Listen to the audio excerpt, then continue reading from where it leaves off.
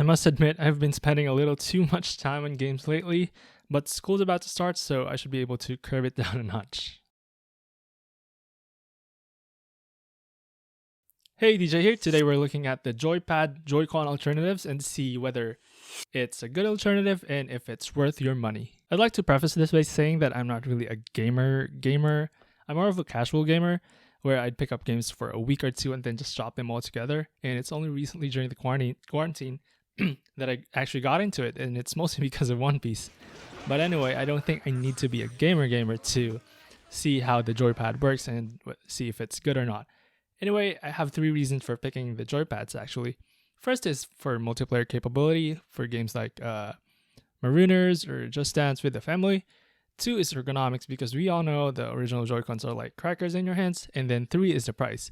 I play some button smasher games and I'd rather not lose $80 just because of that, so I thought I'd give this one a try. Speaking of price, the Joypads are relatively cheaper at $40 and they are sold under different brand names like Cool or Esywen.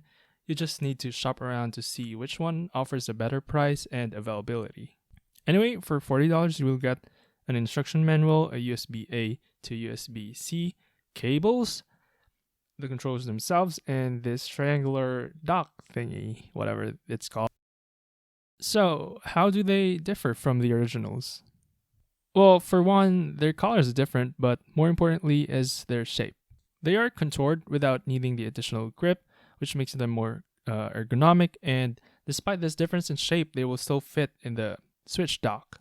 They're not much heavier either, but that could just be my perception, so let's go ahead and check. Oh, the buttons are also squircle shaped instead of circles, and the left controller actually has a D-pad. They also have this macro and turbo button that is used to program other button combinations, which could be useful for, say, games like Mortal Kombat or Pokken, but we won't dive too much into that today. On to the meat and potatoes of this video. How do they perform? Well, you'd be glad to hear that they work well, if not as good as the original Joy-Cons. In my short time of testing, I didn't really come across a situation where I thought I was missing out or that they were inferior to the original Joy-Cons.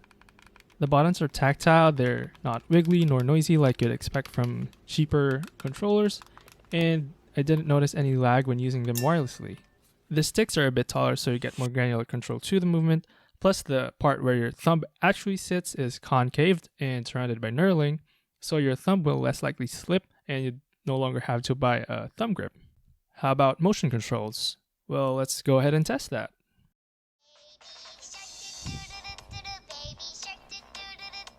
I think that's good enough. Oh, I almost forgot to mention that you can attach wrist straps to these without using the adapters that come with the Joy-Cons. So, it's all well and good up to this point. The only complaint I have is the rumble.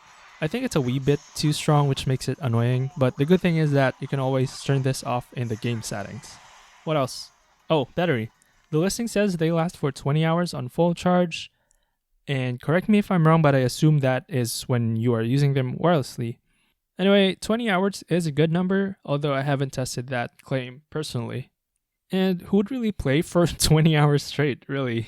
If you do manage to drain them to zero, you can just stick them on the Switch or use the provided USB cable. Problem solved. So, to answer your question, are these a good alternative to the Joy-Cons? My answer is definitely yes. 1, they work well in all modes. 2, they have good battery life so far. And 3, they're definitely more ergonomic. The only occasion where I think you'll absolutely need the Joy-Cons or a similarly shaped controller is when you're using accessories like an armband or a racing wheel. Are they worth it? Considering we're comparing this to an $80 product, I think they're definitely worth it.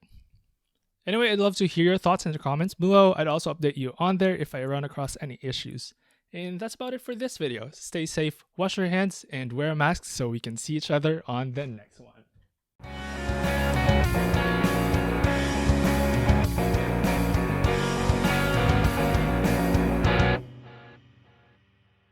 Oh, my manners. Thank you so much for watching.